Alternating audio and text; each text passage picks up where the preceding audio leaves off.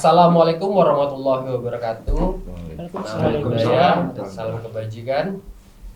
Pada kesempatan kali ini, kami dari Pokjar 8, Serdik Saspimendiktek ke-63 ingin membahas tentang prioritas dalam hidup antara tugas, pekerjaan, dan kehidupan pribadi. Sebelum mengawali pembahasan, izinkan saya memperkenalkan rekan-rekan Pokjar 8 yang berpartisipasi kali ini. Saya sendiri Bambang Prakoso, kemudian di kiri saya Roni Are, di sebelahnya ada Mas Hari Suryadi, kemudian ada senior kami Bang Rahmat. Assalamualaikum. Kemudian di sebelahnya lagi ada maskot kami Pokjar 8 yang paling cantik, Kak Silvi. Salam presisi. Kemudian paling ujung ada center player kami, Om BSW. Salam presisi. Kemudian pada kesempatan ini langsung aja kita mulai. Mungkin Mas Roni bisa ceritakan bagaimana situasi pekerjaan sebagai seorang polisi itu seperti apa? Apakah membutuhkan waktu yang banyak, membutuhkan konsentrasi, atau seperti apa? Mungkin bisa cerita sedikit. Saya jelaskan Mas Bambang, untuk terkait kegiatan di kepolisian memang membutuhkan waktu yang ekstra ya. Yang dikatakan 24 jam memang betul 24 jam, namun demikian pasti ada lah jeda untuk istirahat, entah nanti di weekend atau mungkin jam-jam tertentu ada waktu luang untuk istirahat. Namun demikian dari pengalaman tugas selama sekitar hampir 17 tahun ya, kalau saya 17 tahun ya, cenderung lebih banyak kerja di kantor. Kadang kalau pas di bagian opsional ya kita mungkin tumbuh kembang di lapangan ya, di jalanan. Nah, alhamdulillah mungkin selama waktu tersebut kita bisa bagi waktu antara kepentingan pribadi, dinas maupun keluarga. Namun demikian, karena sudah memang tugasnya untuk ngabdi di kepolisian, mau tidak mau kepentingan pribadi, keluarga kita bukan kita mengabaikan, tapi kita lebih memprioritaskan untuk kepentingan tugas, yaitu ngabdi kepada nusa dan bangsa. Mungkin demikian. Terima kasih. Mungkin Bang Rahmat ada tambahan Bang? Gambaran tugas polisi.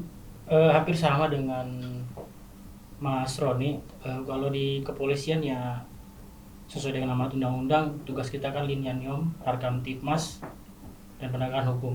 Hampir ya untuk tugas-tugas kepolisian dengan kehidupan pribadi, dengan kehidupan keluarga harus minimal harus diselaraskan. Kemudian beranjak dari hal itu, mungkin rekan-rekan punya pengalaman tugas di di suatu di satu satker yang cukup banyak penugasan di luar dari domisili tempat tinggal. Apa Mas Hari bisa cerita? Terima kasih Mas Bambang. Ya, alhamdulillah saat ini atau sebelum masuk Sespimen, mengenai pengalaman tugas di lapangan ya saya lumayan banyak lah, karena hampir 14 tahun saya tugas di lapangan dan bahkan bukan di satu tempat, berpindah-pindah, dan itu meninggalkan keluarga juga. Mungkin lapangannya bisa diceritakan, lapangan iya. bola, lapangan tenis, atau lapangan badminton, biar tergambar pemirsa kita di lapangan mana yang mau diceritakan Mas Hari. Baik, Pola air. Saya bertugas di Kepolisian Perairan Bahar Kampolri, dan saya alhamdulillah waktu itu dipercaya sebagai komandan kapal, yang mana area penugasan saya mulai dari perairan Sabang sampai Merauke. Ya mungkin dari beberapa penugasan ada pengalaman yang menarik, yaitu waktu bertugas di wilayah timur, khususnya di daerah perairan Arafuru, yang mana ketika itu bukan masalah tantangan tugasnya, tetapi tantangan alamnya yang sangat-sangat ekstrim. Karena mungkin rekan-rekan bisa ketahui wilayah Arafuru kan selain perairannya laut terdalam, cuacanya sangat sering berubah begitu cepat. Saat ini kalau kita lihat gelombangnya tenang, mungkin 10 menit, 15 menit udah berubah menjadi badai. Nah itu mungkin tantangan yang menarik. Kedua, tantangan psikologi saya dan psikologi anggota saya yang mengawaki kapal. Yang mana selain kita bertugas jauh dari markas komando kita, dan juga jauh dari keluarga keluarga kita, dan ruang lingkupnya hanya sekitar 43 meter, panjangnya, lebarnya cuma 7 meter, dari pagi, malam, bangun lagi pagi, ketemunya ya itu aja. Nah disitulah tantangan psikologinya. Dan mungkin ketika bangun kanan kiri air, tidur juga kanan kiri air, kapan nyampenya, nah itu juga salah satu tantangan psikologi.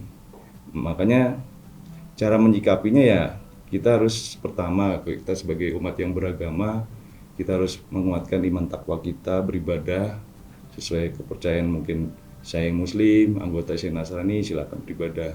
Dan tidak lupa kita juga harus ikhlas dan tawakal dalam melaksanakan tugas dan tantangan yang berat. Mungkin itu pengalaman saya, Mbak. Ya, terima kasih Mas Hari.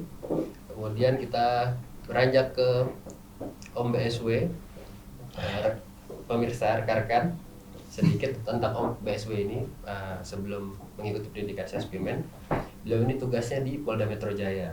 Yang kita tahu kondisi atau situasi Kamtibmas di Polda Metro Jaya itu sangat dinamis.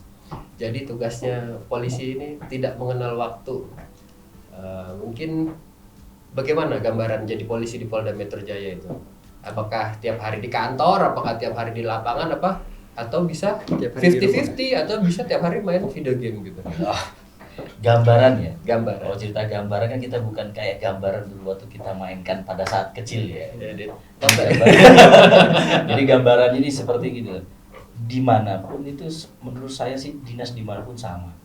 Cuma intensitasnya aja mungkin yang berbeda. Nah berkaitan dengan intensitas itu ya gimana cara kita membagi antara pekerjaan sama keluarga.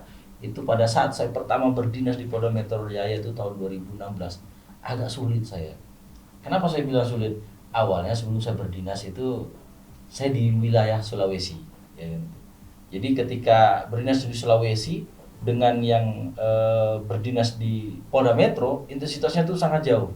Katanya Polda Metro itu etalase dari polda-polda yang lain, katanya seperti itu. Nah, memang tantangan tersendiri buat saya. Tahun pertama itu berat buat saya. Karena saya harus meninggalkan keluarga, mungkin di samping itu juga tuntutan tugas, dimana pada saat saya dinas pertama itu saya berdinas di bagian reserse narkoba. Tentunya di sana kan kita yang mencari kegiatan, bukan laporan polisi yang datang ke kita, tapi kita membuat sendiri lapor polisi karena hasil tangkapan atau penyelidikan kita. 1 tahun pertama itu yang benar-benar banyak pengalaman yang memang saya harus merubah pola, mau itu pola kehidupan atau pola pikir juga berubah. Mikirin begitu kerja saat itu ditelepon sama keluarga, ini kapan bawa keluarga jalan-jalan gitu. Itu kan salah satu hal yang mungkin menurut saya itu sulit lah dari daerah Sulawesi yang mungkin agak intensitasnya agak berkurang bagi Polda Metro Jaya. Untuk pengalaman pribadi seperti itu saya rasa dimanapun kita berdinas sih tergantung kita. Apa yang mau kita laksanakan, apa yang mau kita lakukan, dan apa jalan yang kita pilih itu kan tergantung kita semua. Intinya kalau sudah ya ikhlas ya enak sih jalan seperti itu, sama aja. Mungkin begitu Mas Bey. Alhamdulillah. Mas Bambang, Ya, Mas Bambang, saya kayak tertarik tadi yang disampaikan dari Mas BSW. Wah, saya agak persiapan dulu ya Bang. Sebentar Bang. Saya menarik. Katanya ada perubahan. Bagaimana menyikapinya dengan keluarga? Kan belum sampai disampaikan tadi bahwa menyikapi dengan keluarga supaya keluarga tuh mau mengerti dengan keadaannya Mas BSW bahwa dinas di Sulawesi ternyata cukup ya mudah untuk ketemu keluarga, intensitas dengan keluarga bisa komunikasi. Terus di Polda Metro dengan susah berkomunikasi 1 tahun bisa penyesuaian. Nah, gimana caranya kira-kira? Kiat-kiatnya. Siap Bang. Jadi begini. 1 tahun tuh bukan bisa. Tapi masa di mana saya harus bisa menyesuaikan diri dengan itu antara pekerjaan dan keluarga. Sulit. Kalau saya bilang sulit ya memang kita harus punya kiat-kiat tersendiri lah. Karena mungkin kita masing-masing keluarga kan punya standar yang beda-beda, standar regulasi berbeda lah seperti itu. Nah, kalau komitmen agak berat kayaknya. Nah, standar regulasi tersendiri lah ya, sedikit banyak menyangkut ke komitmen tadi. Mungkin awalnya kita kan nggak mungkin hanya totalitas ke keluarga juga tidak mungkin.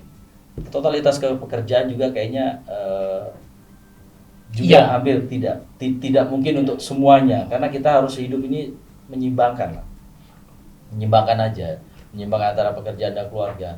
Ya kalau saya sih Bang, cuman dalam waktu 1 tahun tuh kayaknya kalau bisa nambah lagi kita untuk menyesuaikan diri, karena sulit untuk menyesuaikan. Tapi alhamdulillah berjalannya waktu bisa, walaupun agak agak tersendat ya Mas. Itu mungkin Bang. Berarti komunikasi lah ya. Komunikasi pasti. Komunikasi dan kesepakatan Bang kalau rumah tangga. Kesepakatan boleh masuk kayaknya di program. MOU. Silakan saya Mumpung kembalikan. kita ada kakak cantik kita kasih. Ibu. Mungkin kita perlu gali sedikit bagaimana antara Ibu adalah apa tugas profesional sebagai seorang polisi dan juga bagaimana menjadi seorang istri. Sebagai informasi juga suaminya Kak Silvi ini juga polisi. Jadi beliau Polwan Bayangkari juga sebagai ibu. Bagaimana? Dan sebagai istri setelah. Oh iya betul kan Bayangkari.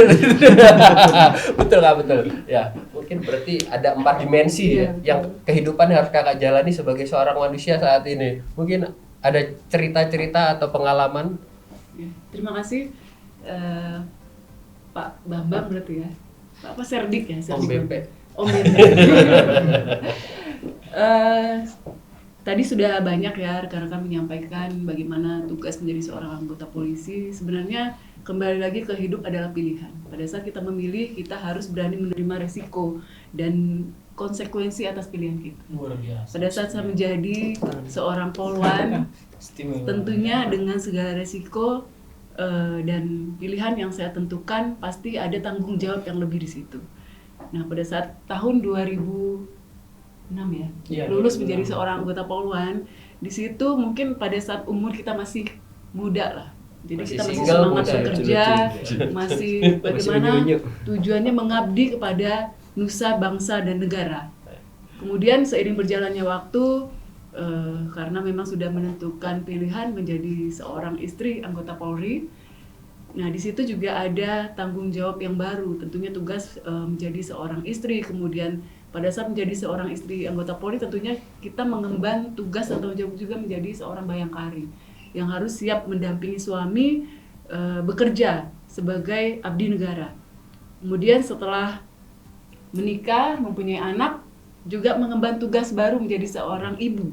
Yang notabene-nya seorang ibu di dalam rumah tangga tentunya membagi waktu tidaklah mudah, tidaklah gampang sesuai dengan apa yang kita sampaikan, namun kembali lagi rumah tangga adalah suatu komitmen, kemudian kesepakatan yang harus kita buat bagaimana kita bisa menjalani rumah tangga itu dengan aman, kemudian nyaman, tanpa mengurangi tugas dan tanggung jawab kita sebagai masing-masing abdi negara. Tentunya sebagai seorang suami juga abdi negara, kemudian saya juga seorang polwan.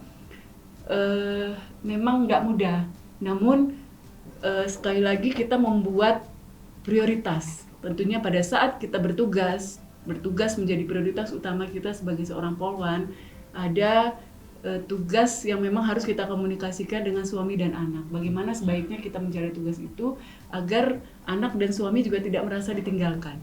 Oleh karena itu, terkadang pada saat sibuk melaksanakan tugas, selalu menjaga komunikasi, bertanya bagaimana kabarnya anak, bagaimana kegiatan suami satu hari itu. Jadi kita tidak melupakan keluarga yang sudah kita miliki karena kita sibuk dengan bertugas menjalani abdi sebagai anggota Kepolisian Negara Republik Indonesia. Selama ini yang sudah saya lakukan tentunya menjaga keseimbangan agar semuanya tetap berjalan, karena kalau tidak seimbang tentunya berat sebelah, nanti lama-lama jatuh. Menjaga keseimbangan Luar biasa.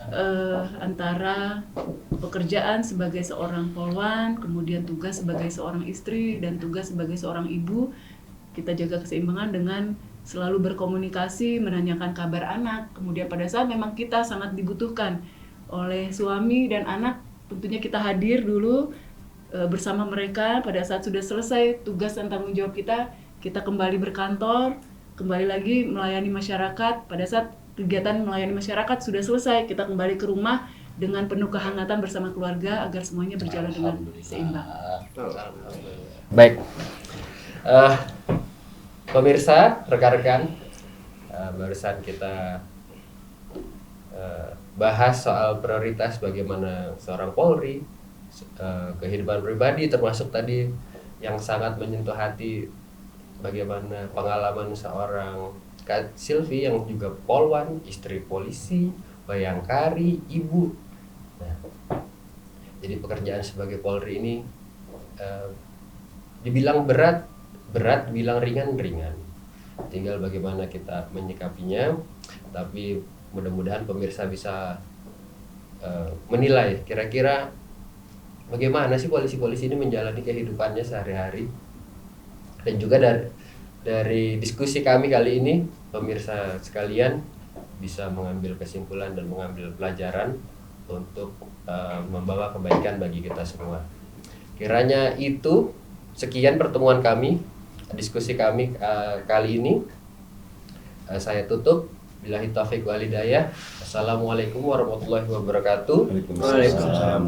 Salam sejahtera. Salam presisi. Namo Buddhaya. Om Santi Santi Om. Salam leadership. Salam presisi.